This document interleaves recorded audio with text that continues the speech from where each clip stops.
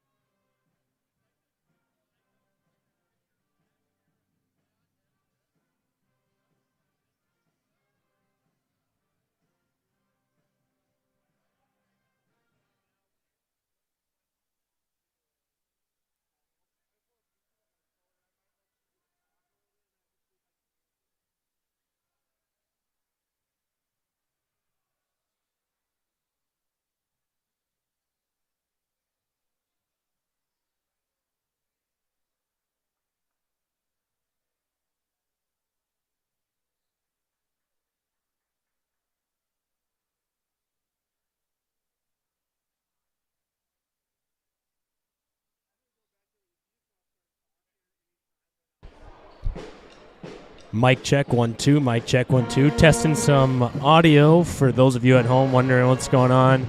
There were some audio problems with the game last night between O'Gorman and Lincoln girls, and now we're just testing the audio, making sure we're good to go as we've got a Sioux Falls matchup today between the O'Gormanites and the Lincoln Patriots. Both teams coming in with winning records. Lincoln 5th right now in the overall PowerPoint seeding, and O'Gorman 6th in the overall PowerPoint seeding. So this game, a pivotal game for both teams to win and propel that PowerPoint seeding record, as well as an opportunity to get a road win for the Lincoln Patriots or a home victory for the O'Gormanites over a good squad either way. So it should be a good, fantastic ball game both directions. That coming up in about 6 minutes on the clock till game time starts, at least with starting lineups. So we'll be back shortly. You're listening to O'Gormanites basketball.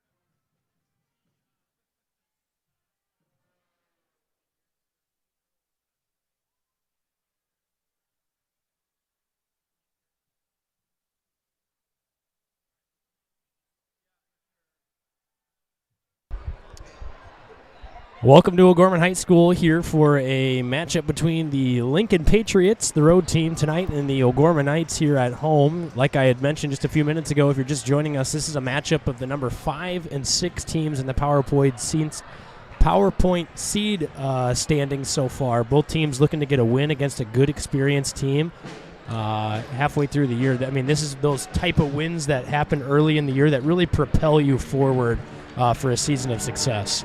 Yeah, this is the first matchup, Isaac, of 2 matchups between these 2 squads.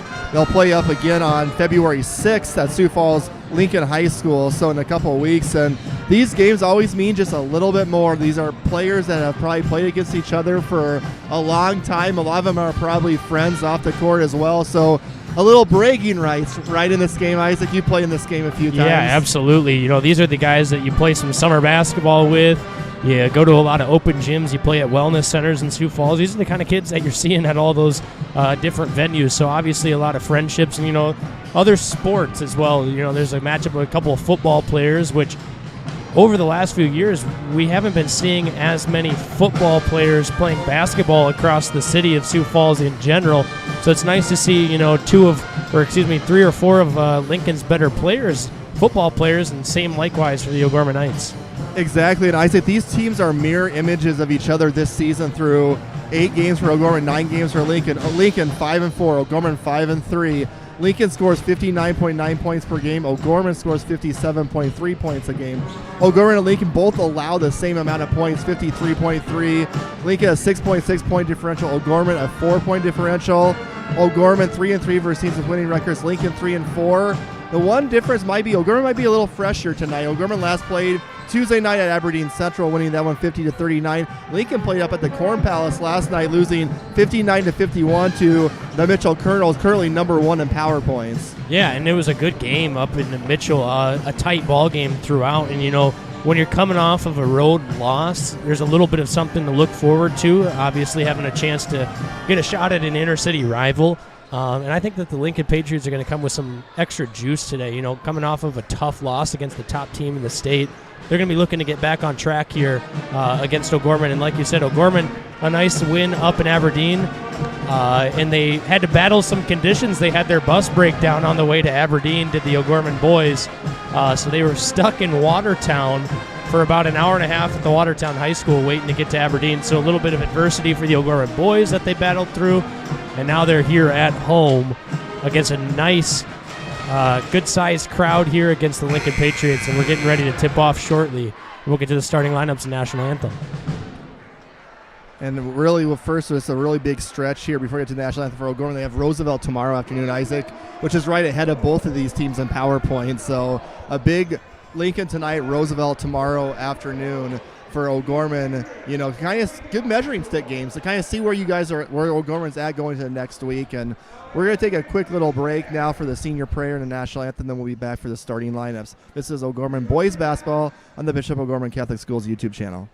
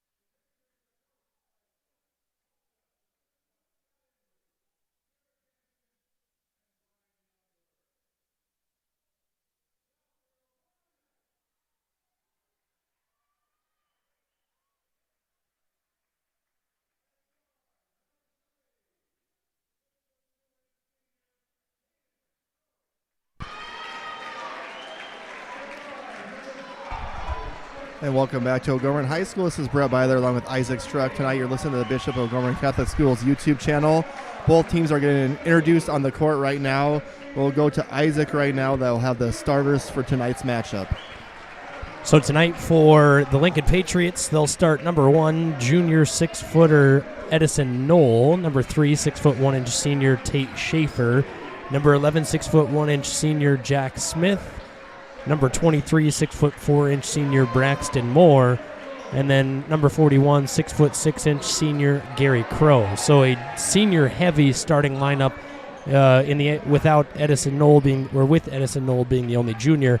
And the Knights start Austin Terveen, Noon Doot, Henry Theobald, Rylan Satter, and Hayden Gross. Any matchups you're looking forward to tonight? Matchup, Isaac, I'm Lincoln and O'Gorman. I'm kind of interested to see how Noon Doot kind of handles the offense tonight. I feel like he's going to receive a lot of pressure in his face. I think it's going to be a really fun game to watch him as he wins the opening tip-off, as O'Gorman will control it on the first possession in their home whites. Lincoln in their road baby blues. I think one of the best jerseys in the state of South Dakota. As that shot by Terveen is missed and rebounded by Tate Schaefer, who will bring it across the half-court line. Hands it off over into the hands of Knoll, and the Lincoln Patriots will get set up in their half-court offense. Dribble down to the corner for Knoll. He doesn't have much to do with it. Gets it into the hands of Schaefer. Schaefer up top to Braxton Moore. Moore drives inside, left-handed scoop shot, and they call a travel before the shot was off, so a turnover for the Patriots on their opening possession, and it'll be Knights basketball here 30 seconds into the game. And Austin Terveen, kind of started the season off the bench, and now he's into the starting lineup the last few games, has been really the main scoring threat this year for O'Gorman. Yeah, averaging just over 15 points a game is Terveen, and someone to make sure that you get a hand up on as he's got an open triple from the top of the key and buries it. Good execution, Isaac, there for O'Gorman. Wide open three at the top of the key. O'Gorman will come out in a 1-3-1 zone here defensively. Swings it over to Moore, back into the hands of Schaefer. That's a deep triple from Tate Schaefer, and it's good. Oh, he shot that one from way outside. Remember last year in this arena, Isaac, Tate Schaefer had that huge third quarter, that huge game shooting the three-pointers. Yeah, absolutely. He's someone that you definitely have to get out and defend multiple feet behind that three-point line, as he's not afraid to shoot that shot, as about half the time it's going in for him. Doot off the dribble now, up top to Terveen. Terveen sizes up the defender, takes another straight on three. That one off the mark, no good. The rebound goes to Crow, and the Lincoln Patriots will control the rebound and the offensive possession. Schaefer steps into a triple. That one off to the right side, no good. Rebound goes to Doot. And Henry Theobald will bring it down the right side of the court. He'll go off the dribble. Up top to Doot, nearly lost it. Good hands by Doot catching that one. He'll go one-on-one off the dribble, take it inside, up off the window, was fouled, and he'll head to the free throw line for 2 free throws. He was fouled on the ground there that time by number 23, Braxton Moore. And you mentioned about him, Isaac. Obviously, you've coached him. You know him pretty well. As that first step of his is so key to his offensive game. He has such that quick first step off the dribble. Yeah, he's explosive, especially when he's getting to his right hand. If he can get that, it's basketball nowadays is turning into a game of getting to your spot, and I think that Noon Doot does one of the best jobs of getting to his spot in the state right now. Of he's going to create separation enough to get him an opportunity to score, and he's going to do it quickly. So if you're not really ready to defend that first step, he's already getting to the spot that he wants to, and it's a lot higher percentage for him to make that shot when he's got a beat on you. Crow inside was stuffed from behind by Hayden Gross, and then off of the hands of the Patriots and out of bounds. And that's what you got to be in a zone defense. You got to be alert. You got to be active. And Hayden Gross did a really good job. Looked like almost a dunk attempt layup, and he came out from the backside and blocked it. So Gross will bring it across the half-court line, guarded by Knoll closely. Kind of walks it over to the left side, hands it off to Theobald, off the dribble. Stop and pop triple for Henry is off the mark, no good. Rebound, Satter chases it down, but it touches the out-of-bounds line before he could get a hand on it.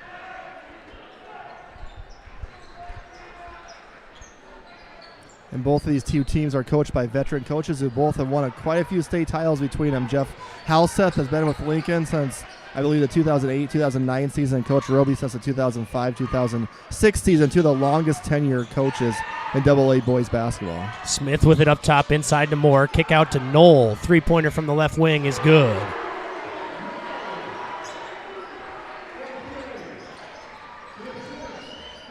Gross will get into the hands of Theobald. He'll push with a little bit of pace now over on the left wing up top to Gross, who will control it and slow it down for a half-court set. Swings it over to Terveen. He'll go off the dribble, uses a screen, kicks it to the corner. Dude off the dribble, into the hands of Gross. Kick to the short corner. Satter's jumper, strong, no good. And a rebound goes to Crow. The Patriots will push with a little bit of tempo. Off the dribble, dump inside. That one into the hands of Smith. It was blocked partially, and Smith will head to the free throw line for 2 free throws. He was fouled by Terveen on the backdoor cut there. Good job, Lincoln, pushing that basketball off the missed air ball shot and able to get themselves a nice look. Free throw attempts for Smith now. Smith's free throw up and good. A game like this, too, you got two evenly matched teams. Both teams like to shoot the three-pointer. It might come down to what team can get the easiest basket side, whether it's putbacks, free throws, layups. You know, the three-pointers are great if they're going in. Absolutely. A couple of subs into the game. Tatum Mooney and Caleb Terveen in for the O'Gorman Knights. Lincoln leaves their starting 5 in as that free throw is good by Smith. And Lincoln doesn't play a whole lot of kids, right, Isaac? They're fairly short rotation. Fairly short rotation, and a 5-second call on the inbound there for the Knights as they could not get it in against the press. Interesting development there. Yeah, not a very deep rotation. They will play a few guys. They'll play them for extended minutes, usually about 2 to 3 guys off the bench for the Patriots, but they really like to leave their starters in for an extended period of time together. That one tipped away, and it's going to be off of Lincoln and out of bounds. Good hands by Tatum Mooney that time. I think the referee didn't like the facial expression. The arguing too much by Nola. Noel had a visible displeasure to that call. Didn't really say anything, just looked like he was absolutely shocked by the call there. And the other ref comes over and tells him, hey, don't do that. Mooney off the dribble now. Gets towards the paint, inside, dump off. That was a tight pass, and it was tipped out of bounds. Smith actually had a chance to steal it, but his foot was on the out-of-bounds line. He just kind of tried to tennis racket that thing back in. And what did they tell you when you drive the ball? Don't leave your feet, and that's what happened to Mooney that time. He left his feet, kind of was in no man's land, just kind of got bailed out by the ball getting knocked out of bounds by Lincoln.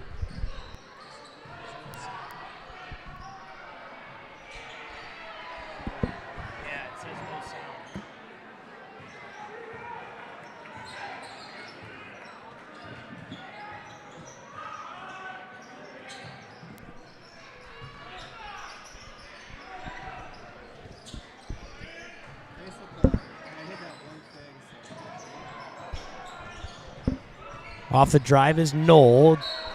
It's going to be bounced out of bounds. Another sub into the game, Jackson Bjorkman.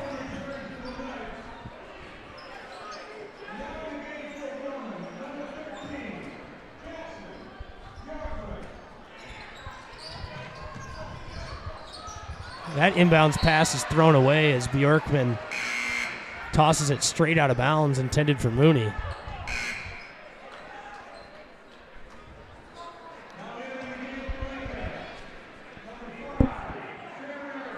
Maybe they're listening to the wrong stream.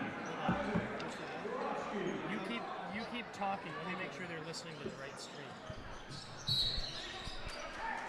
So now we got a turnover by Sioux Falls Lincoln, it looks like, on the inbounds pass. So 8-5, Lincoln leading the Knights. 3:37 left here in the first quarter. Lincoln doing a little bit of a press right now. Theobald gets it inbounds. He's trapped in the corner to Bjorkman. Over to Mooney, who breaks the half-court line. Corner is Caleb Terveen. Now Lincoln will drop down to a man-to-man defense. Here's Theobald, top of the key, looking for some help. Bjorkman with it, drives in and gets the basket to go. Jackson Bjorkman with a nice drive, used the glass and gets fouled by Gary Crow, and he'll go to the line for the old-fashioned three-point play. That's like you like to see off the bench, instant offense, Bjorkman. As Bjorkman's free throw rolls in, sorry, we're having some technical difficulties here. I think the audio's back to working. 8-8 here at O'Gorman High School. Jarowski will bring it across the half-court line, swings it over to Braxton Moore. Back up top to Schaefer. Knights again in that zone defense. Moore off of the left wing, looking inside, dumps it inside to Schaefer. Back to Moore. Standstill popping tray from the corner is no good.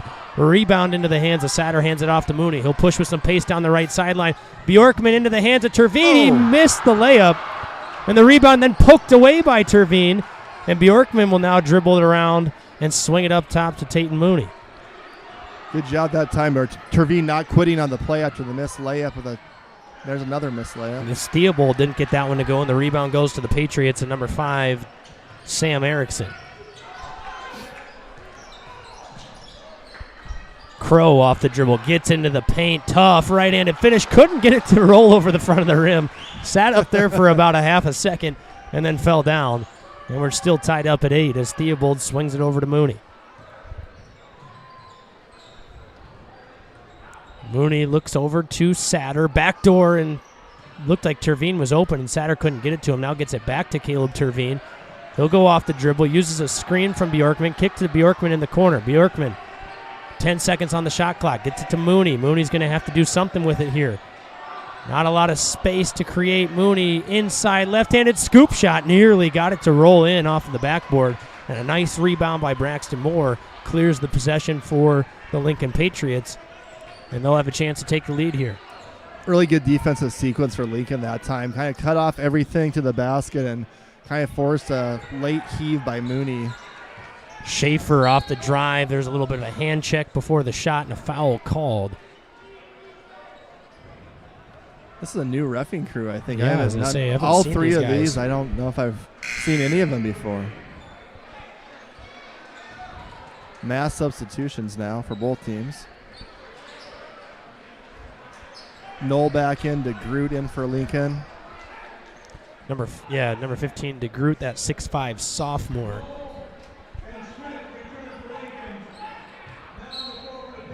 John Lent is in for O'Gorman for the first time, number 20. Swing to the corner. Knoll looks inside. Dump off back up top. It's going to be Erickson off the dribble. The lefty gets it poked away by Austin Terveen. Good defense there by Terveen.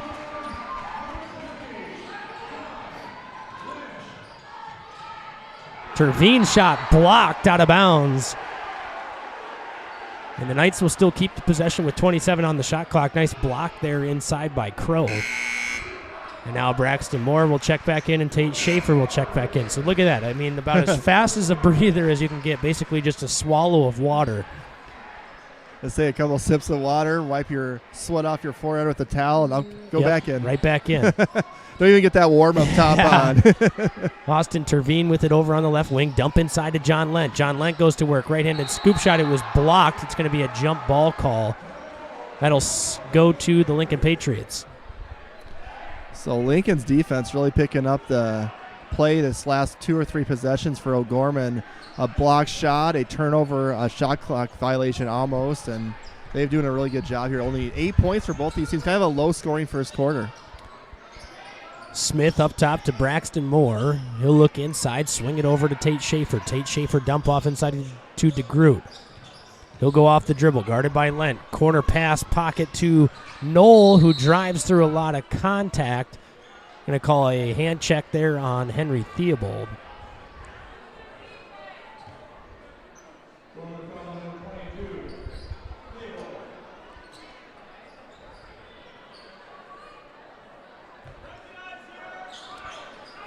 Knoll will inbound, gets it to Tate Schaefer, who beat Gross off the backdoor cut. Got the nice right-handed reverse layup off the glass to fall, and the Lincoln Patriots have a lead at 10-8. Shot clock off here. Knights will hold for the final possession. 22 seconds on the clock. Swings it over to Dute. Dute off the dribble. Behind the back dribble. Creates some separation back up top to Gross, and Gross will control it for the final shot here. 10 on the clock, guarded closely by Jack Smith. Gross swings it over to Theobald. Step back triple is blocked by DeGroot, and then Gross saves it, just heaves one up at the end of the first quarter, and that'll do it. Lincoln on top of the O'Gorman Knights 10-8 at the end of one here at O'Gorman High School in a highly competitive first quarter between these two city rivals. We'll be back after the break. You're listening to O'Gorman Knights basketball on Bishop O'Gorman Catholic School's YouTube channel.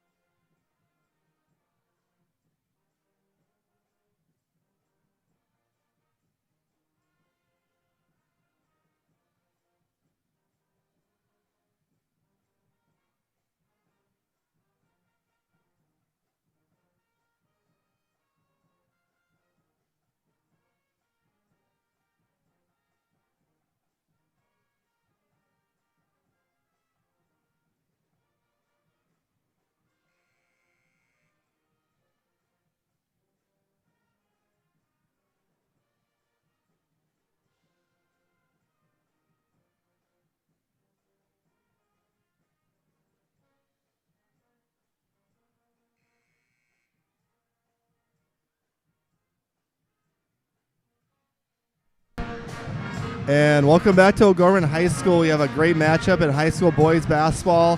Very close game so far through one quarter. It's the Sioux Falls Lincoln Patriots 10, the Sioux Falls O'Gorman Knights 8.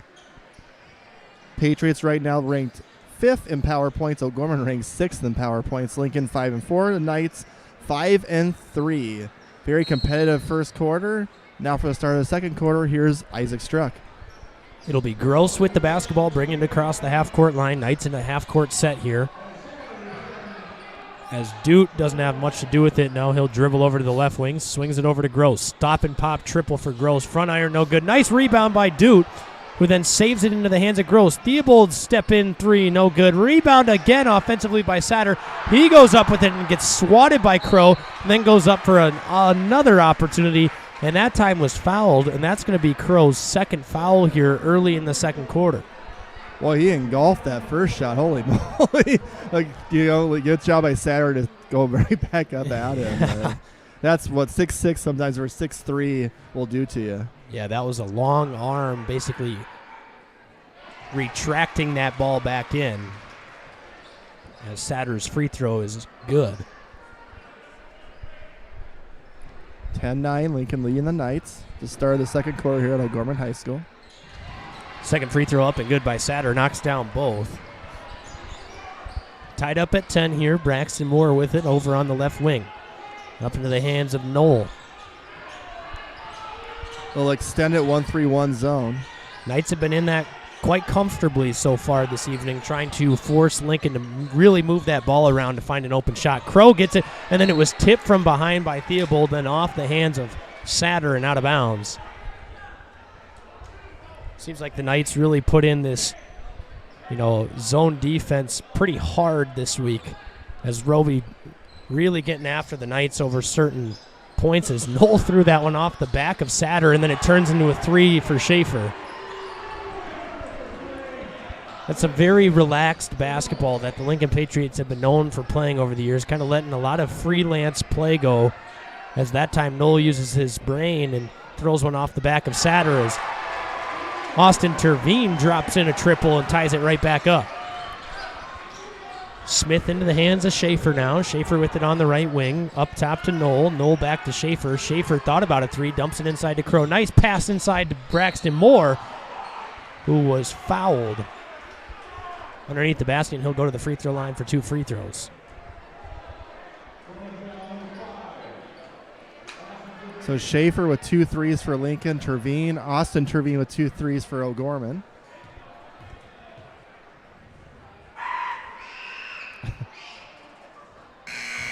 That one gets a nice friendly roll despite the screen, as Luke Krempkes checks in for the Lincoln Patriots, as Crow's got those 2 fouls and they want to bring a little bit of size back into the game.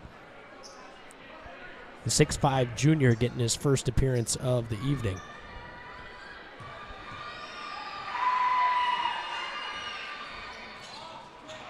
Rebound to Dute after the missed free throw.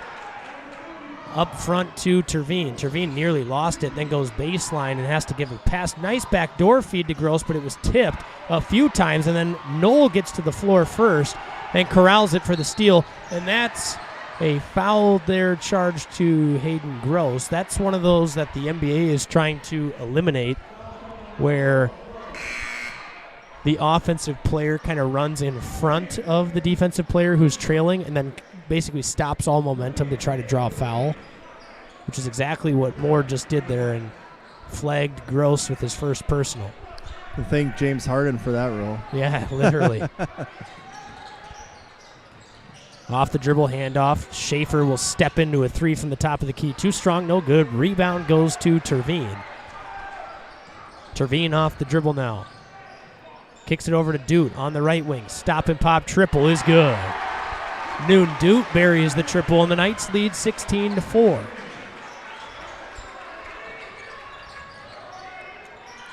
Schaefer looking around inside to Moore. Swing cross pass up top again, back to Schaefer. Real good ball movement for the Patriots here. Kremkes into the corner. Knoll, triple, back of the iron, no good. Rebound for Satter, who corrals it, and now will have to bring it up by himself until he finds Tate and Mooney over on the left side.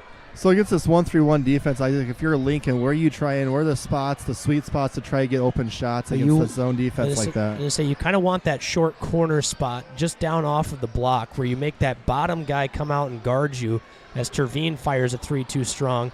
I'm going to see if on the offensive end here for Lincoln I can kind of narrate it as we see it.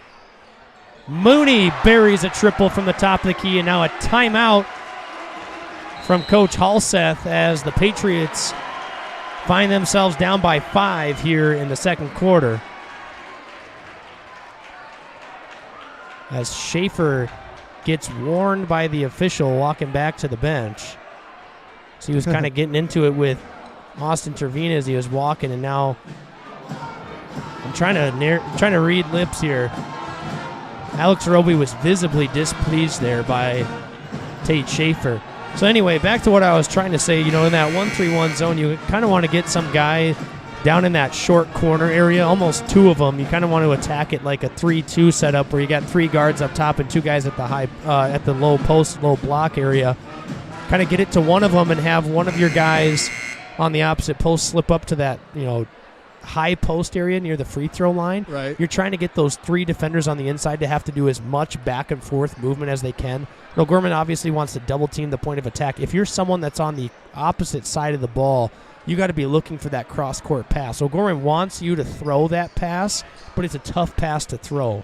And realistically, you might want one of your better passers probably in that high post spot if possible. Absolutely, correct? Yeah. So you kind of see the Patriots here. They've got one guy in the high post and one in the short corner here, as Smith's that guy in the high post, and then you can see Kremkes kind of just moseying from block to block, moving with the basketball. You're trying to find that's a double dribble, it almost looked like, as that one's thrown out of bounds off of Lincoln.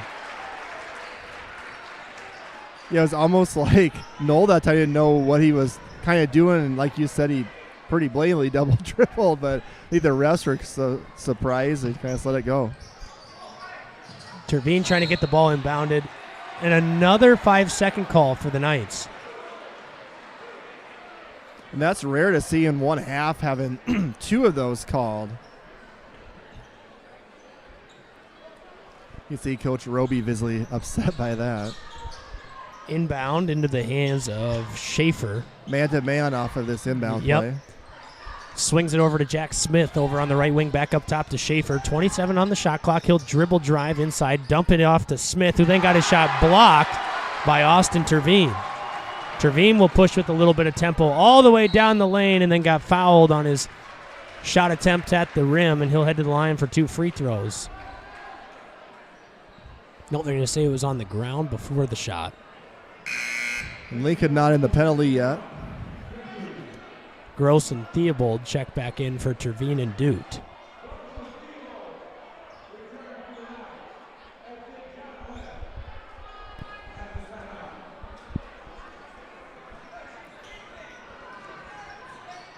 Inbound to Caleb Terveen, pump fake, he'll drive baseline now, right-handed finish off the mark, no good, got his own rebound, goes right back up off the window and got it to go. Nice poise there by Caleb Terveen to kind of corral his own miss and then have the wherewithal to realize he's got another opportunity to shoot it and goes right back up with it for 2. So the Knights back into a zone. It looks like they're going zone every time they make a shot or there's a dead ball possession. So that one then tipped by Moore. Ooh. Rolled his ankle right over in the corner there. That was an awkward step by Braxton Moore, who's feeling that ankle a little bit more than he would like to right now.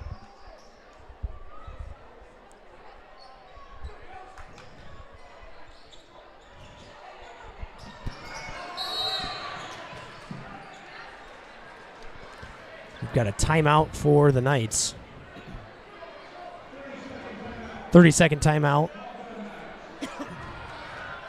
Check in on some scores from around the state here. Brett, what are some of the games we've got going on tonight? We got a lot of games. All you're looking in the girls' games, we got Watertown hosting Rapid City Stevens. We have Brookings hosting Rapid City Central. Yankton hosting Roosevelt, and the West River games are Red Cloud hosting Spearfish and Sturgis hosting Lee Deadwood. So in those girls games, Stevens on top of Watertown 28-12 in Watertown at the end of the first half. Central on top of Brookings 42-26, that game in Brookings. And then those two teams will flip-flop tomorrow. And then Red Cloud beats Spearfish, and Yankton on top of Roosevelt 7-2 at the end of the first quarter. 7-2. And then over in boys action tonight, a couple of good matchups in boys action. Yankton on top of Roosevelt 10-8, a little bit of a surprising score there. Spearfish and Red Cloud playing. And then I think the matchup of the night outside of this one, Harrisburg and Jefferson. That game over at Jefferson getting ready to tip off here shortly between the Tigers and the Jefferson Cavaliers. And then we've got Watertown and Stevens, Brookings and Rapid City Central, and then that Sturgis Brown Lee Deadwood game later tonight. You look at the boys' power points, the two top teams are both the ESD teams, Harrisburg and Mitchell, followed them by Roosevelt, O'Gorman, Jefferson, Lincoln. And you know those ESD folks love seeing that in the PowerPoints. Had an all-ESD championship game last year between Mitchell and Yankton. Deep triple by the lefty, rattles in and out.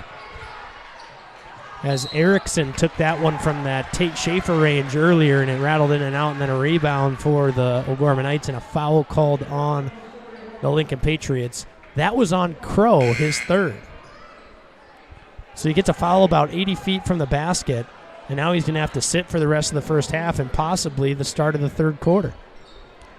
Yeah, that's the thing that's tough in high school basketball with those 5 fouls. Man, if you get like a foul that's a little questionable and you make a boneheaded foul, already, you know, it's just tough when you don't have those 6 fouls to work with.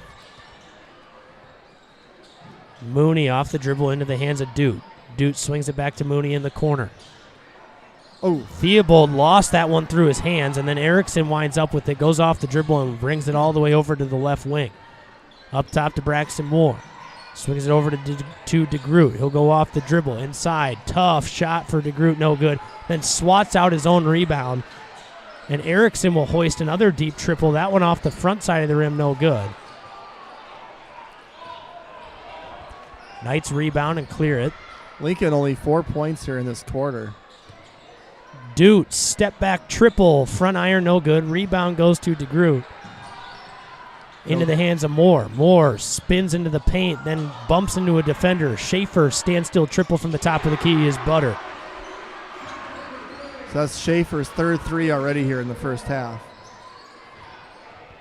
Dute will race down the right side, then behind the back, nearly stolen away by Jarowski. Good defense there. As Mooney pump fakes a deep triple and then swings it over to Dute. Dute guarded by Moore. He'll go off the dribble to the right side and was hand checked by Braxton Moore.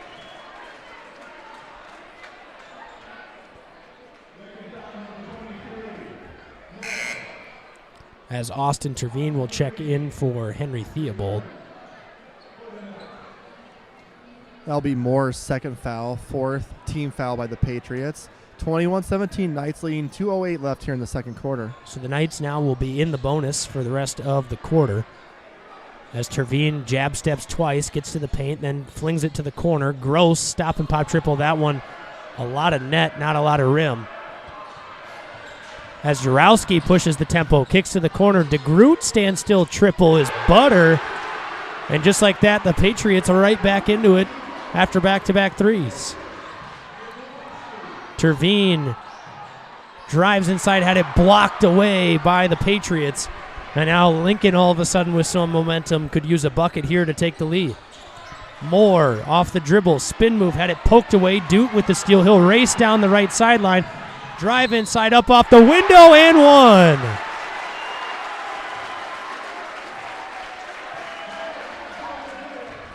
And that was a big momentum play because Lincoln was on a 6-0 run. Isaac 21-14 down to 20.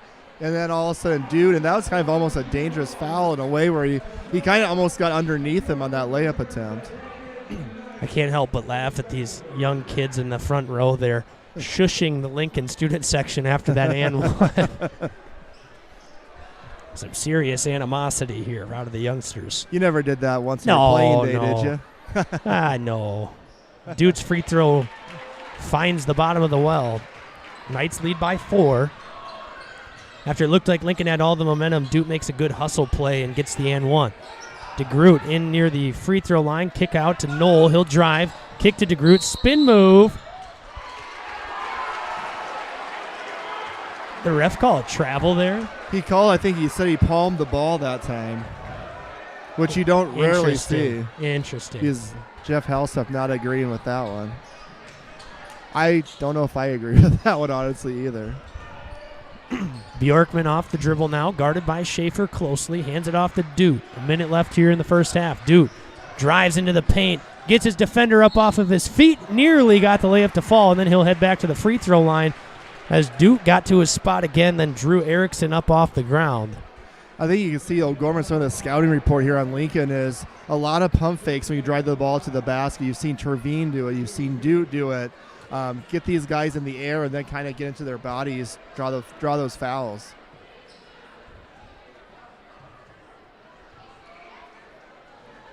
That first free throw by Dute is way short. Exactly 1 minute left on the clock. Jack Smith checks back into the game for Erickson, who will head to the bench with 3 fouls.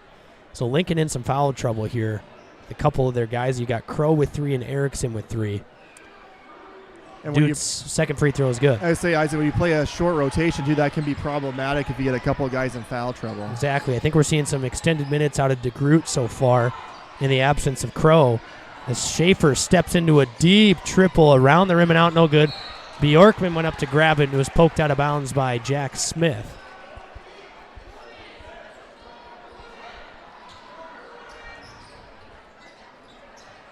Knights having a tough time getting the ball inbounded. Gets it over to Theobald, into the hands of Bjorkman. Swings it over to Dute. Dute off the dribble. Into the hands of Theobald.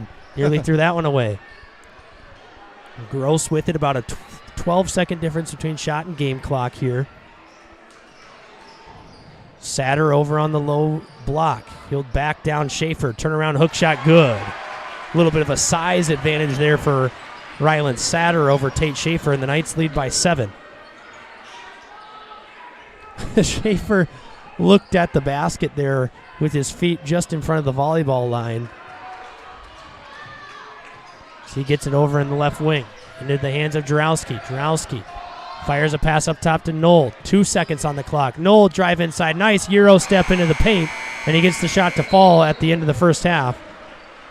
And that'll do it for the first half. The Knights lead 27-22 over their in-city rival, the Lincoln Patriots, at the end of the first half. We'll be back after the break and recap the first half and propel ourselves into the second half here at O'Gorman High School. You're listening to Bishop O'Gorman Catholic School's YouTube channel.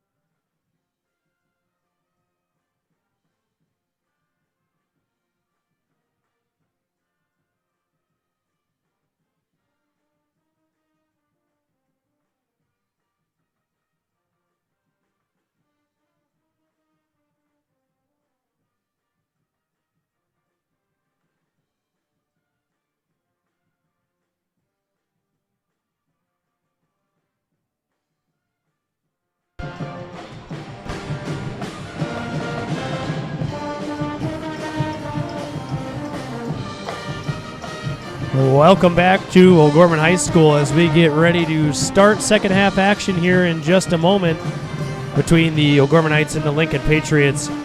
As the Lincoln Patriots come back on the floor, now the Knights starting to trickle in as all these little kid free throw shooters finishing up their final shots before the Lincoln Patriots can get back onto the court here. Nice free throw jumper there by one of my C-teamers from the 7th grade basketball season. Well, welcome back. Like we were just alluding to, the Knights lead 27-22 here at the end of the first half, getting ready to start the third quarter. Tate Schaefer leads all scorers with 11 points, has knocked down 3 triples in the first half, and the O'Gorman Knights are led by Noon Doot, who's got 9 points here in the first half. A couple and one opportunities for Doot, who did a good job of getting to the basket early, and then he obviously knocked down that 1 triple as well. I think O'Gorman in the first half did a really good job defensively, kind of bothering Lincoln. They were able to get, I think, more shots at the basket. I think Lincoln got a little bit three-point shooting heavy. That's what happens when you start off and making a few, then I think you get shooting almost sometimes at some points too many threes. I think they need to get the ball, try to get more to the basket, more free throw line in on that zone. But high intensity first half. Both teams I thought played good defense. O'Gorman had a biggest lead of 7. So it's always been within that 7 basket range. So close all the way through. Lincoln though has a little foul trouble, Isaac. Yeah, Lincoln in a little bit of foul trouble. It'll be interesting to see how Coach Jeff Halseth handles this situation to open up the third quarter here. He's got his starter, Gary Crow, with 3 fouls, and then his first guy off the bench, Sam Erickson, with 3 as well. He dipped into the bucket a little bit heavier than I think he normally does early in that first half. We saw some long minutes out of Sam DeGroot in the first half, as well as some minutes out of Luke Kremkes, the 6'5 junior. So it's going to be interesting to see how the Patriots will handle the opening minutes of this third quarter, if they'll start Crow or leave him on the bench for a little bit to start things off. Because if either one of those guys picks up their 4th foul here in the third quarter, I mean, I would realistically expect them to sit for pretty much the rest of the third quarter and into the 4th. And then if you lose either one of those guys, you're losing a scoring threat and a defensive threat on both sides of the floor. And one thing a little bit different about this O'Gorman team, as you could see it, I would say maybe that would be more problematic in previous years, that O'Gorman had more size to their squad, 6'6", 6'7", 6'8 kids. This year, O'Gorman's a lot shorter team in general than they have in previous years under Coach Roby. Their center, Ryland Sander, is 6'3", so regarding getting kind of hurt down low easy, there's no JT Costello or David Alpers to take advantage of that, but we'll see. Definitely, you don't want 2 of your better players in foul trouble, which Lincoln's having to deal with, and no Crow to start the second half. I was going to say, so Crow will sit out to start the second half. DeGroot will start the second half, obviously with the Lincoln Patriots in some foul trouble like we were mentioning at the break there. So it'll be interesting to see how Lincoln handles this next quarter. And how important are these first 4 minutes, Isaac? First 4 minutes are huge. Wise old quote by head coach Derek Roby, who says that those first opening minutes of that start of the second half really dictate the tempo and pace of play that the game is going to be played throughout. DeGroot over to Schaefer. Schaefer off of the screen will drive inside, step back, deep 2 is good. And Foot was on the line there. And that time O'Gorman was a man-to-man defense. We've seen a lot of that 1-3-1 in the first half from the Knights. So Gross will bring it across the half-court line, slowly kicks it over to Terveen. Terveen with it up top to Doot. Doot swings it back to Gross. Gross looks inside at Satter in that little baseline short corner area. Satter cross-court pass into the hands of Theobald. He'll go off the dribble, rise up for a little elbow jumper. Too strong, no good. Rebound to Groot. And the Patriots have a stop on their first defensive possession, looking to cut into the lead or tie it here with a 3. Schaefer off the dribble now. Behind the back dribble over to the hands of DeGroot. Pump fake of the triple, swings it over to Knoll. Knoll off the dribble now, gets into the paint. Turnaround, tough fadeaway jumper for Knoll. Strong, no good. Rebound to Terveen. Terveen, stop and pop, free throw line jumper, no good. Rebound back to Terveen. Terveen jab step, now he'll cross over, step right back into another 2, and that one's good.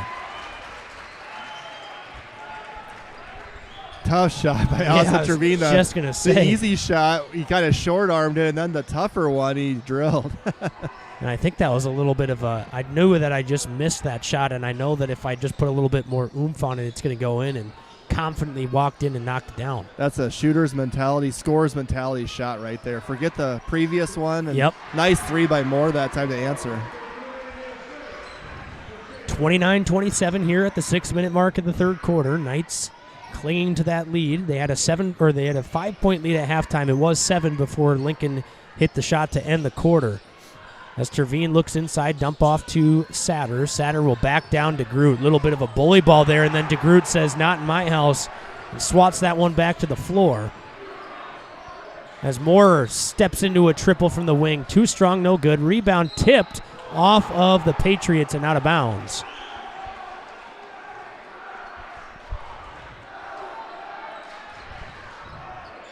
(29-27). O'Gorman leading, 5:39 left in the third quarter. Gross looking to inbound it here. We'll get it into Trevine. Trevine now guarded by Moore, double teamed back into the hands of Gross. Gross, the floor general here, gets it across into the hands of Trevine over on the right side. We'll slow it down and give it back to Gross. Swings it over to Trevine. Corner triple is good. He did a really good job of using the screen on that shot, kind of the old Reggie Miller, using your defender's momentum against them and taking advantage of the screen. He's wide open, corner three. Moore over to Knoll. Knoll looking around, doesn't have much on the offensive end here in the low post. Back to Smith. Smith over to Schaefer. He'll step into a triple, and that one rattles in. I say that's the one guy tonight, especially, you really got to find is Schaefer. Shooting the ball very confidently. That's 4 3-pointers for him. Up to 16 points on the night. Trevine off the dribble up top to Gross. Gross will call for the half-court set here. Looks like they're going to run the exact same style of play they just ran. Trevine, couple of jab steps into a 2, and it's good. I think that Austin Trevine is what you would consider in your bag right now, looking like he's trying to get every possible opportunity on the offensive end and is absolutely knocking down tough contested jumpers to start the third quarter.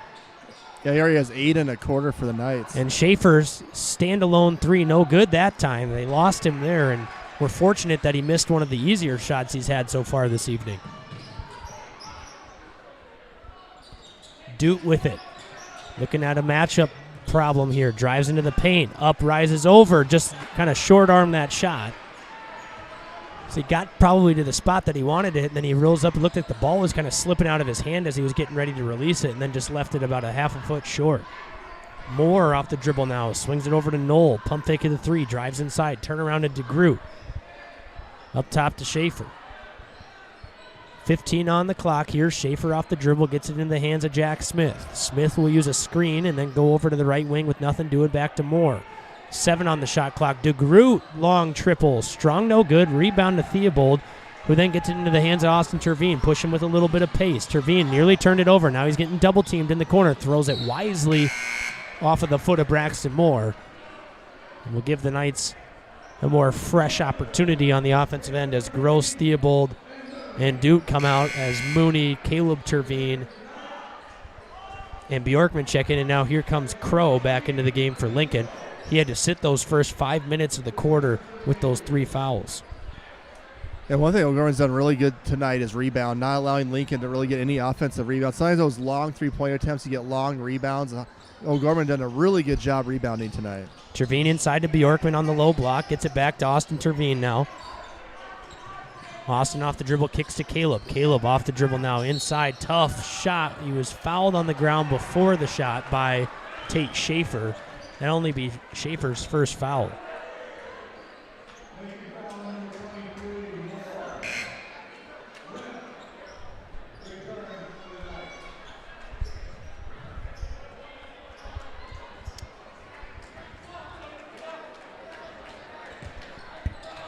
Bjorkman will be set to inbound here. Gonna have to get this one in. Throws it into the hands of Trevine at the very last second. Trevine off the dribble, swings it over to Mooney. Mooney pump fakes a 3. Swings it back up top to Terveen and then gets the ball back with about 20 on the shot clock. He'll dribble over, hand it off to Caleb Terveen. Thought about a step back three, drives into the paint now. Right-handed hook shot off the glass, no good. Rebound for Crow. Kind of a wild shot that time by Caleb Terveen. Yeah. Schaefer off the dribble, gets it into the hands of Jarowski, looks inside at Crow, had it swatted away by John Lent, who then runs the floor with a little bit of pace. Lent wrap around pass to Bjorkman, and Bjorkman doesn't have much to go up with, then muscles his way in and can't get the shot to fall. Wanted a foul call there, did Bjorkman, so he kind of got popped in the face. Mooney with a great steal. And then loses it into the hands of Knoll. Back and forth action. He goes up and one off the window, was fouled by John Lent. Wow, helter-skelter basketball the last about 30 seconds there, and nice finish by Knoll. We'll get a chance to get it to be a one-point game with the and one opportunity. Those are big momentum plays, too, when you almost feel like you're going to have a fast break on one end. All of a sudden you lose the ball, the other team gets it, and then they get a basket and the foul. I think Mooney was going just a little bit too fast that time. So the and one opportunity here for Knoll. And he completes it. Bjorkman will bring it across the half-court line. About a 6'4" guard in Bjorkman doing the dribbling and then fires a pass over to Terveen. Goes straight out of bounds, and now Gross will check in for Bjorkman.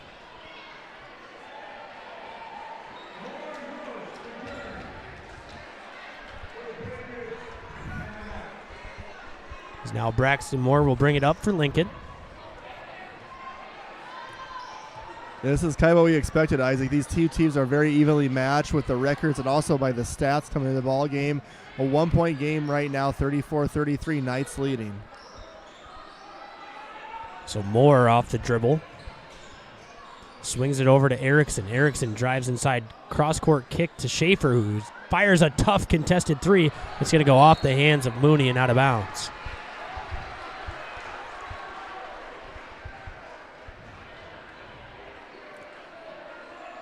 Well, for Sioux Falls Lincoln, you come into the third quarter down 5 or down 1 now, a minute 32 left in the third quarter. If you can go into the fourth quarter with a lead, I think that would be big for them momentum-wise. And now the referee's talking to Lent and Crow, both trying to, I think, a little bit too much physicality before the inbounds pass. We had a funny comment left in the YouTube stream. Someone said, can hear the audio tonight. Laryngitis last night for the girls' game. If only it was that simple. I know. Crow misses the shot there as that rebound is grabbed by Theobald, who goes off the dribble now. Coast-to-coast pass, nearly threw it away into the hands of Gross. Terveen steps into a deep triple, and it's good. So Caleb Terveen hunting a shot there on the offensive end. The Terveen twins both looking to get theirs on the offensive end, and that time Caleb stepped in confidently to a three and buried it. Crow off the dribble, guarded by Lent. Lent straight up and down, blocked it off of the shot attempt, and then it went out of bounds off the hands of Crow.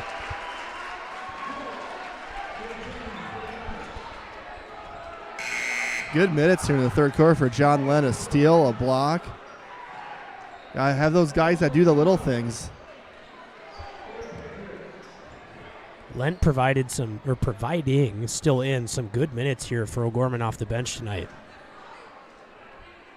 I think laryngitis, like this, kind of think of the Chris Collinsworth on Sunday Night Football in Week 1 of 2 years ago. Oh, yeah. Where his voice was pretty much dead, but he still did the game. It was very interesting. That was a funny.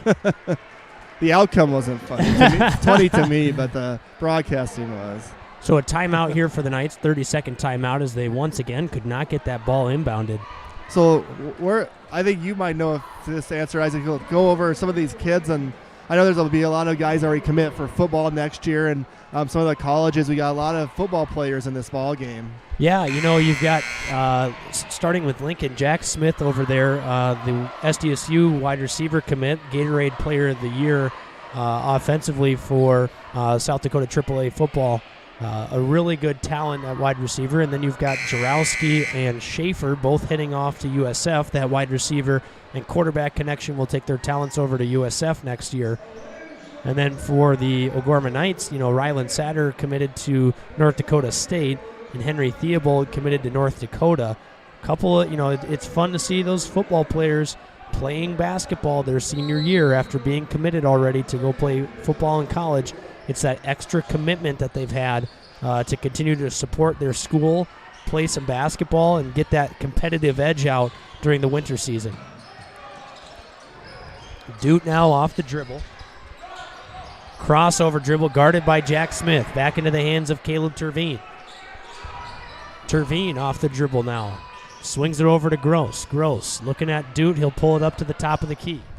29 seconds left in the quarter, 10 on the shot clock. Gross steps into a tough elbow jump shot, rattles in and out, rebound goes to DeGroot. Now Lincoln will have a chance for the final shot of the third quarter. They trail by 4, 37-33 with 15 on the clock. Big possession here defensively for the Knights, offensively the Patriots. Knights will choose to go man here with 7 on the clock. They'll hand it off to Smith, trying to get Schaefer an open look, can't do so. Smith, pass inside. Somehow Schaefer caught it. He's going to have to fire it and then lost it before he could get that shot off, and that'll do it for the third quarter. Knights lead 37-33. We'll take a break for an exciting fourth quarter. Stay tuned on Bishop O'Gorman Catholic Schools YouTube channel.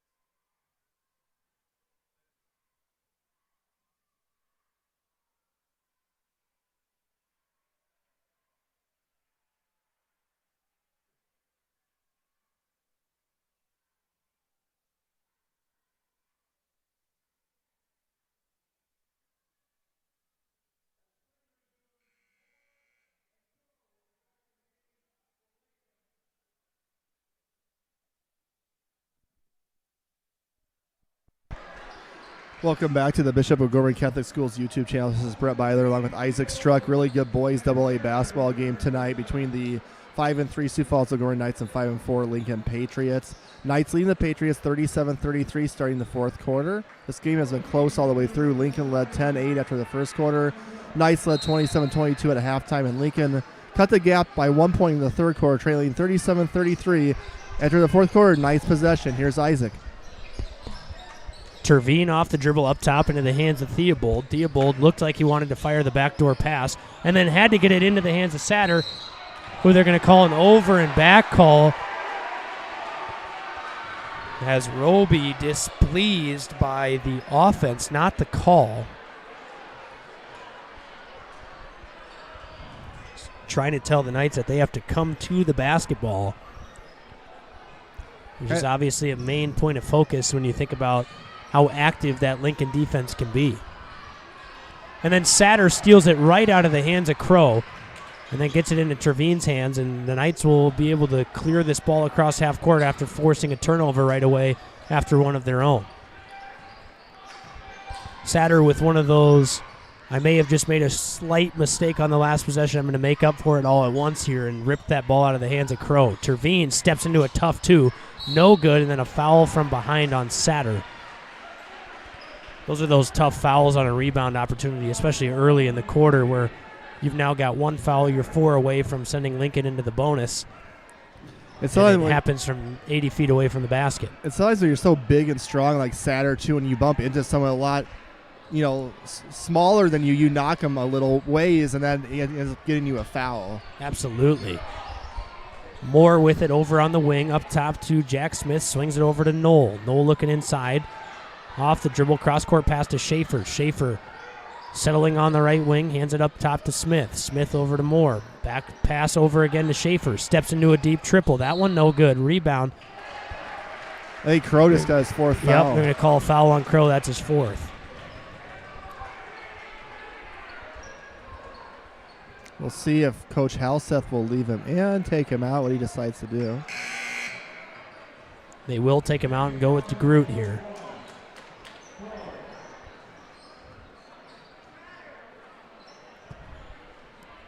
So the Knights' Achilles heel has been getting the ball in on the Lincoln press here. We'll see if they can get it in this time. They do, to Terveen. Terveen guarded closely by Knoll. Will go off the dribble, spin over, and then get into the hands of Gross. Gross over to Doot. Doot with it in the corner, up top to Gross. Back to Terveen. Top of the key three is good. Austin Terveen, another triple. He's got 16 on the night, and the Knights lead by 7.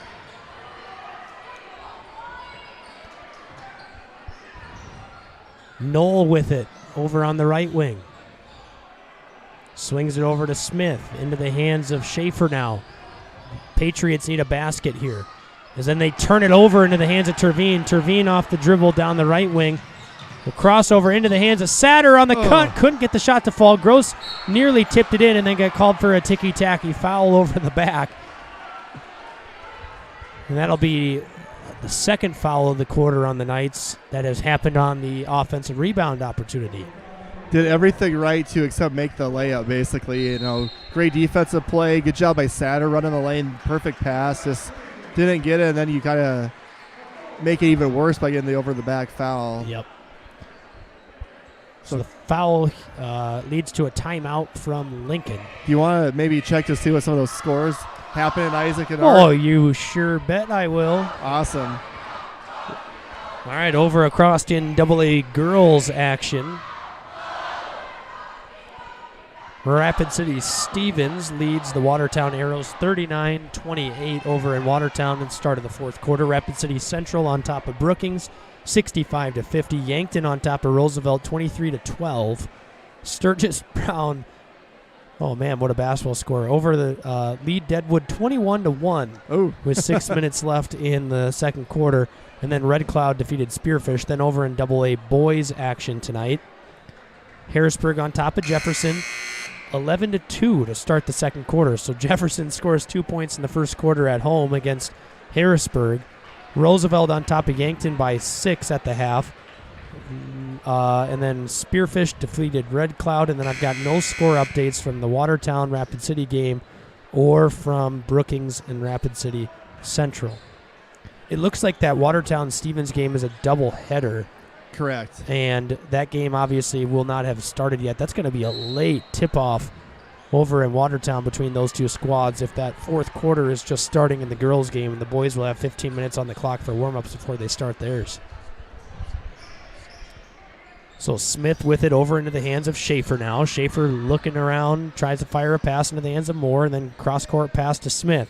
Up top, DeGroot with it. Pump fake, drive to the basket. DeGroot, strong off the right window, was fouled, and he'll head to the free throw line for 2. That's Satter again with the foul. We'll see. Yep.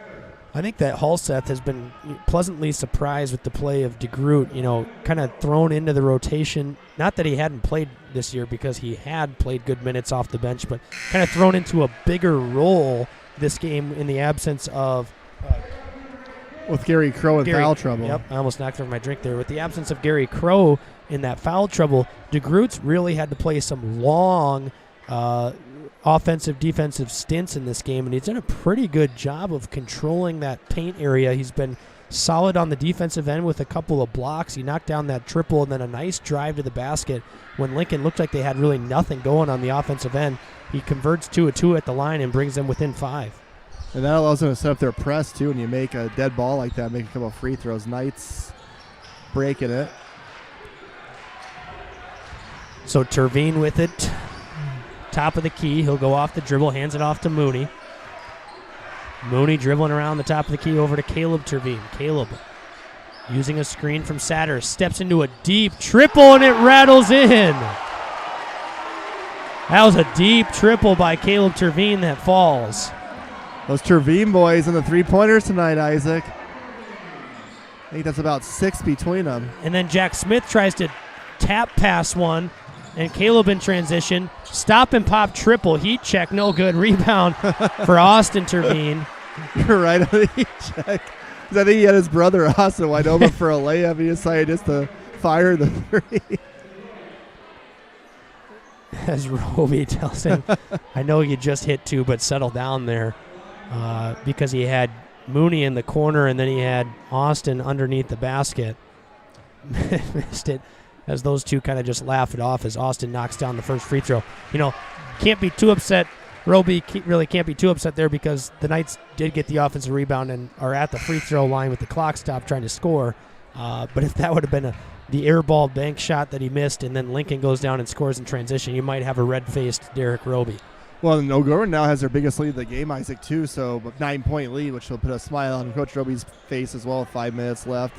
With Trevine trying to get the first lead in double figures for either team tonight, and does. So the Knights lead by 10. Austin Trevine leads all scorers with 18 here. As Lincoln just really has not had many opportunities to score in this fourth quarter. Braxton Moore inside, tough, finish is short, no good. Rebound is going to be into the hands of Trevine, and then Trevine called a timeout with the basketball. What a great job by Austin Trevine diving to the floor there and corralling the ball and immediately calling timeout. It'll have to be a full timeout as Halseth giving an earful to the officials. I think what he's argued, which is, he has a really good point, is I don't know if you have to have full possession. Correct me, call a timeout. Correct. And I feel like that could have been pretty much a tie-up. But sometimes the referees, as a coach, you always will try to get that timeout. I'm sure you have in the past as well. And sometimes it's 50-50 where the referees will give it to you or not. Yeah, absolutely. And I think that ball rolling on the ground without anyone really having it for that half second, I feel like the ref was almost anticipating whoever comes up with this basketball is going to be trying to call timeout, because either way it's going to result in a jump ball. You're not going to get a foul on the ground there. Just got a notification that the Falcons completed an interview with Belichick. Okay, Mr. Patriot, let's focus. You're basically going to be calling a timeout either way, and I think that the ref was anticipating that and was listening for it, because you could see almost as immediately as Trevine had gotten 2 hands on that ball, the ref immediately signaled for a timeout. So if you're O'Gorman here, Isaac, you're up 10, 4:32 left. Offensively, are you going to maybe be a little bit more slower per se, or not as attack mode early in the shot clock as, say, previously in this ball game? I think that sounds right for a lot of teams. I think that if you're O'Gorman, you almost got to play this like you're in a tie basketball game right now, because if you start slowing it down too much, as Trevine gets an open triple, it rattles around and in. Wow.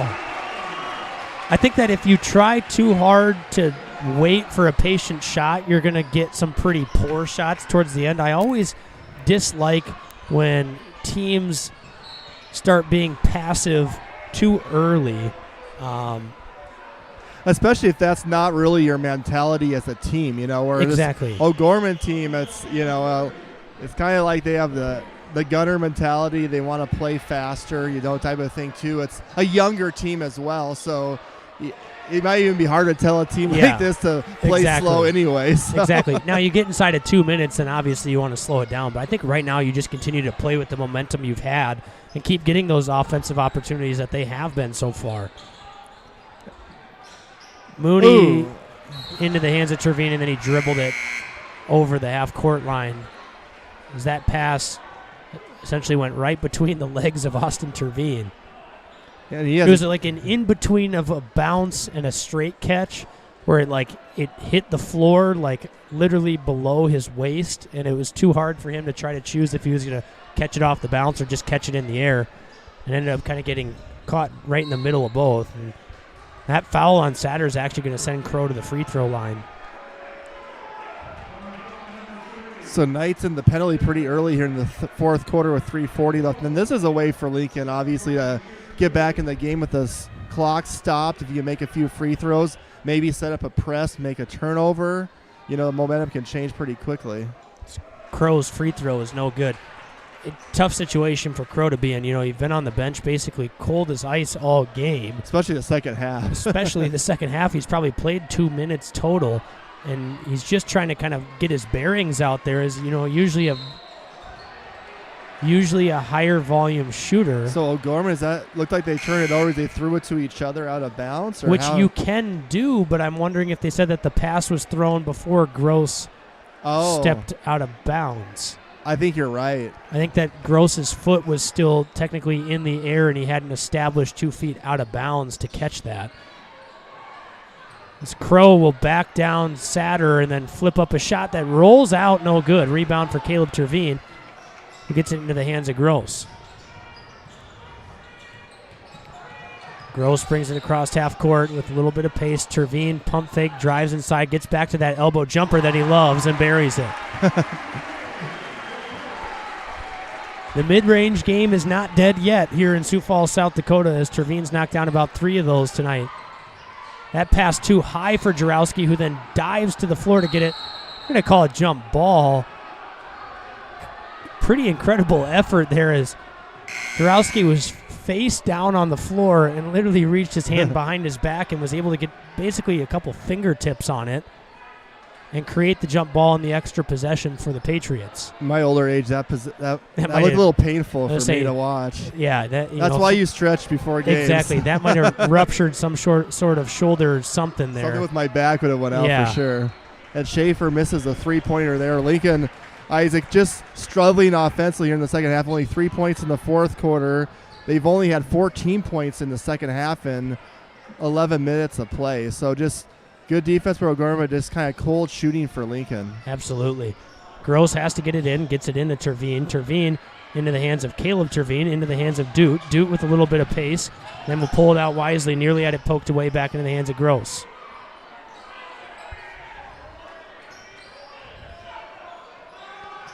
Gross crossover dribble, free throw line floater, rattles in for 2.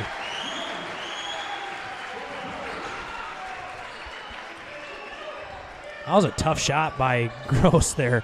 Kind of off balance as Schaefer's 3 rattles in. It was like he was off balance, looking like he was going to shoot the 2 and then wanted to shoot a little runner and was kind of in between both. Got it to comfortably roll in. Doot with it now, up top to Caleb Terveen, who breaks the press, drives inside, had his shot stuffed, and a jump ball call. It will stay with the Knights, so it does not reset the shot clock. Again, it will not reset the shot clock as the offensive possession is retained, and no touch of the rim.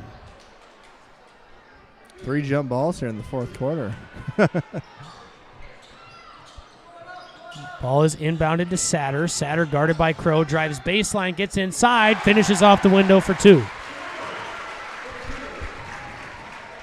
Lincoln's going to need a lot of points in a hurry here as Schaefer steps into a deep triple. And it's good as a timeout was called by Halseth before Schaefer's shot went in. I mean, that's kind of a summary of the night for Sioux Falls Lincoln, too. You know, your offense has been struggling. Schaefer hits about a 30-foot 3, but then the coach calls a timeout. Yeah. It's almost like, you know, the icing the kicker, and then he misses the kick right as the coach calls it, and then the next one he drills. Yeah, exactly. That's a great comparison because it looked like Schaefer, who had just hit one, was kind of in rhythm there, and he was getting ready to release that ball, and then you could see Halseth calling for the timeout. Then the ball was in the air, and the whistle blows, and it goes in. Yeah, that's unfortunate because obviously Lincoln would have loved if that would have went in and they could have called a timeout to set up a press. But now Lincoln's going to have to score again. They're trailing by 15 with 2:01 left here in the fourth quarter. They're going to need a lot of turnovers on the defensive end. We're going to need some missed free throws at some point here to spark this comeback. And the problem, too, for Lincoln this quarter is they're not getting any stops. So Gorman has 17 points here in the fourth quarter, highest scoring quarter of the game, and you can make all the threes you want if you're Lincoln right now down 15, but if you can't get any stops or get O'Gorman to miss free throws or whatnot, it's not going to matter here in the last 2 minutes of the ball game. You're going to need back-to-back-to-back stops and about an 8-0 run here to get yourself within striking distance. Absolutely. And have to do it really quick as well. Yeah, lots. The deck is stacked against the Patriots here, but if there's any team that could possibly get hot from the three-point line, it might be Schaefer and the Patriots. Knoll with it. Ooh. Oh, man, he traveled. So, I mean, talk about worst-case scenario for Lincoln, who a timeout takes a 3 off the board, and then offensively, you travel trying to throw a pass before your teammate turns around. Now they're going to have to get real active on the defensive end here. Inbound to Austin Terveen. Terveen off the dribble. Got that pass deflected, and then Knoll makes up for it, gets the steal, lays it in with the right hand. Can't have lazy passes here if you're a No. O'Gorman. Oh, boy. Nearly another one as Gross grabs that one, then now getting triple teamed by the Patriots. Gets it into the hands of Austin Terveen, who will dribble over into the wing and back up top to Gross. Gross over to Duke. Duke back to Gross. They're going to play a little keep away from the Patriots here, who have extended up to the floor, guarding the Knights closely. And for Lincoln, you have to, I don't know if you want to foul now with 10 seconds left. I'm going to say you've waited too long to make that foul, so now you're just going to commit to hopefully stopping O'Gorman as Satter steps into a baseline jumper and rattles it in. That might be the dagger for the Knights. Schaefer, step back three, was fouled by Gross, and he will head to the free throw line for 3. Chances at it here for the Patriots. You know, you hit 3 free throws here as a 12-point game. You hit 2 and miss one on purpose and try to get another possession, maybe. Now he missed, so now you might as well just shoot him. But I think it's time for Lincoln to start trying basically everything, throwing the kitchen sink at the Knights, try to catch them off guard. Lincoln's season low is 46 points. They're at 41 right now, so you got to give a real credit to Coach Roby, the defensive plan coming to the ball game. A lot of 1-3-1 zone we saw early. We see a mix of man defense as well. Potential tired legs, Lincoln. You never know playing at Mitchell last night, but overall, Schaefer misses 2 of 3. And then Crow grabbed the rebound, then had it blocked, then lost it, then goes right back up again. It rattles in and out, and then Knoll gets it, and it rattles in. So they get their 3 points in a very long fashion and used a lot of clock to do it in an unorthodox way as Caleb Terveen with it. Off the dribble, fires a pass to Gross, and a foul called on Jack Smith, who basically tried to dive in there and poke that one away.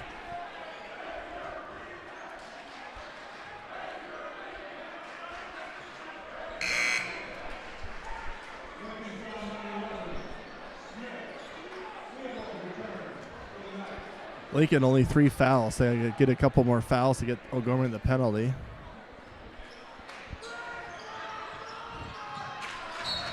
And that could be maybe a disadvantage, of that foul starting over at the start of each quarter too, where you don't have fouls combined either. So if you're trying to get the other team in the free throw line, you only have like 1 or 2 fouls. You're going to have to foul in succession a lot.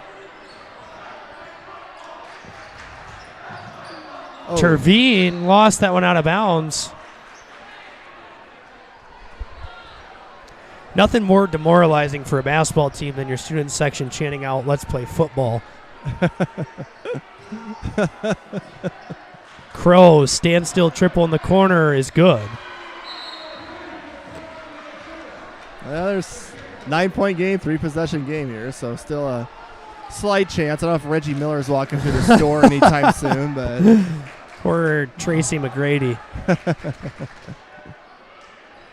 So, yeah, a 9-point game. O'Gorman basically has got to get the inbound in, and Lincoln's going to try to either steal it right away or foul immediately. I'd probably, if I'm O'Gorman, try to get the ball into the hands of Gross or Terveen to shoot these free throws. It'll be interesting to see who inbounds it for O'Gorman. They have 2 timeouts, so if they get in a little bit of trouble, they can call a timeout. Now we got the Let's Play Baseball going on. We've got everything coming out of the Lincoln student section except for the basketball. Maybe they'll go a little bowling, maybe some debate. They just did bowling. They just did bowling. What are we doing here? It makes it kind of fun, though. I mean, such a small school growing up. You didn't have any of that when I played back in the day, so it is fun banter. You mean your 13 students that came to watch the games? I graduated for a high school class of 14, so you're not too far off there, Mr. Struck. High school class of 14, wow. And I thought mine of 140 was small. Oh, they got the home run ball. Yep. Oh, gosh. Oh, and then it was poked away by Crow. Probably, honestly, could have called a foul on Crow there. I think we needed Isaac Struck to throw that one. That one didn't have quite enough. Didn't have enough juice on it. Looked like a Mac Jones pass. Oh, you had to go there. Yeah, I had to. Well, hey, at least the Packers played well in the postseason against your Cowboys. Oh, boy. Terveen inside, finishes off the glass. They're going to call foul on the ground first, and it'll send. Oh, it doesn't send Terveen to the line, actually. They had one more foul to give. I do like the William Refrigerator Perry jersey in the Lincoln student section over there. You don't see the fridge jerseys that much anymore. No. The fridge. Who was the freezer? There was another player I thought that was deemed the freezer. I had to look that up because you are correct. I just gosh, now it's Mark. I bet Mark Struck would. I was going to say it's going to bother me that I don't know it off the top of my head now, but I remember the name, the freezer.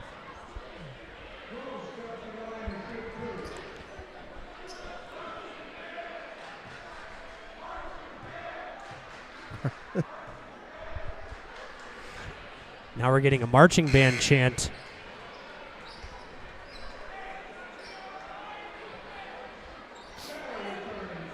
Oh, B.J. Raji of the Packers. B.J. Raji, the freezer. And what was his dance? The discount double check dance in the end zone after that pick six. My wife would like that. Unfortunately, she's a Packers Oh, fan. yeah, I forgot about that. That must have been a really interesting household on that playoff game. Not fun, Isaac. Not fun. For me, anyway. I was going to say, all of a sudden, you find yourself down 27-0, and you all of a sudden say, you know what?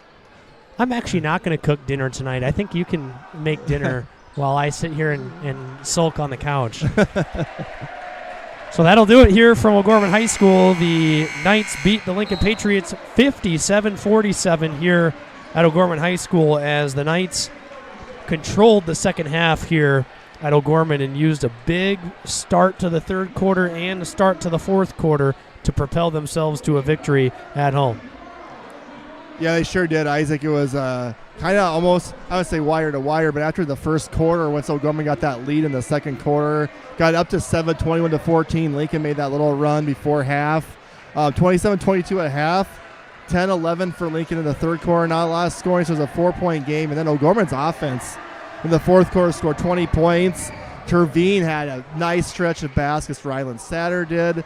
A lot of contributions. And Lincoln offensively just kind of seemed like they were in a rut most of this game tonight. Yeah, absolutely. They just could not get the opportunities on the offensive end that they were necessarily probably used to getting for the majority of this season. It looked like everything was a struggle for them offensively. O'Gorman had a nice game plan, changing it up between zone and man, and it was causing Lincoln to kind of get off their spots, not have an opportunity to knock down those comfortable jump shots that they had.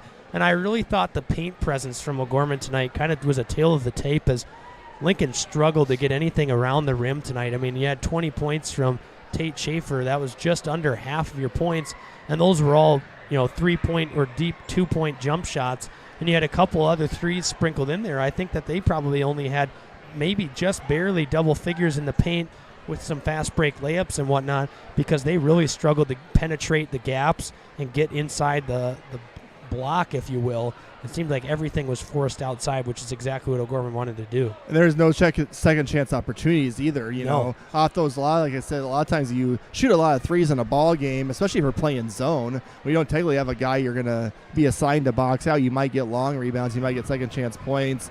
Lincoln did not do that. I think what hurt them too is their center, Gary Crow, was in foul trouble, and he did not play much in the second half at all either. So that kind of downsized them as well. And it just. It just kind of, like I said, O'Gorman was just the aggressor, I thought, tonight as well, both sides of the ball. And this is a big win for O'Gorman because you're coming off a win against Aberdeen Central. You get this win, and now you have Roosevelt tomorrow. So you have back-to-back home games against Lincoln and Roosevelt, who right now in power points, where I believe are both right above you. And O'Gorman lost to Roosevelt at the Pentagon on December 12th. I think that was a 49-41. A game O'Gorman got to really, I think it was like 28-12, or it was like a really slow start in that one. So Coach Begeman's Riders will be here tomorrow afternoon, but really good win for O'Gorman tonight. Their first of two matchups against this Lincoln squad. Yeah, and I think that this will help propel them into a tough game tomorrow against Roosevelt. That, both teams should be pretty amped to play in. You get a Saturday afternoon game. Sometimes the environment isn't as exciting as these Friday evening games, if you will. But it should be a pretty packed house between two good programs. Trying to continue, winning some ball games early as we're hitting that middle stretch of the season now, where games are becoming more important, and you're starting to see some seed points kind of form into formation and kind of figuring out where you might end up towards the end of the season.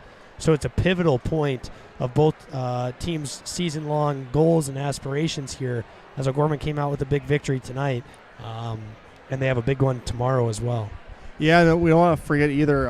Mention the girls. They'll play Roosevelt first, and you got to remember this will be probably heater time. So technically in the schedule it says 2:30 and 4, but if you had a guess, you're usually about 15 minutes ahead of when the scheduled start time. Even on Saturdays, they'll usually run a little bit quicker too. So if you're want to get to this game tomorrow afternoon, I would say, especially for that boys game, you probably want to get here at least by, I would say, 3:30. But why not get there, watch the girls play the first matchup. There'll be all the sub-varsity games, I think, starting maybe around noonish before all of that. And it's always fun when the Riders come here. And Coach Begeman, who played at O'Gorman, has that history, has a Riders squad that, again, is really good this year. So it'll be fun. I have not seen Roosevelt in person this year. Neither so have I, yeah. Kind of a fun experience. And, it'll be a fun day tomorrow. And we'll let Isaac kind of do a recap quick of maybe the scores tonight. And then we'll do our quick player of the game and probably then our final thoughts.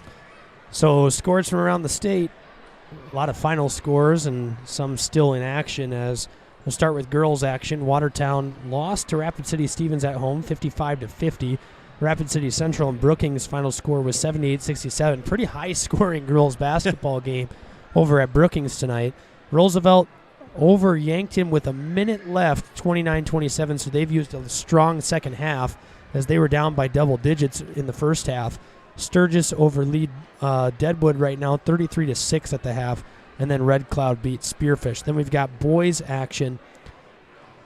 Roosevelt on top of Yankton, 51-38 with 5 minutes left in the fourth. Harrisburg all over Jefferson, 34-11 at the end of the first half over at Jefferson. That's a surprising Yes. score, just how bad it's been. So especially, and that's at Jefferson, right? Yeah, at Jefferson, 11 points in the first half for Jefferson.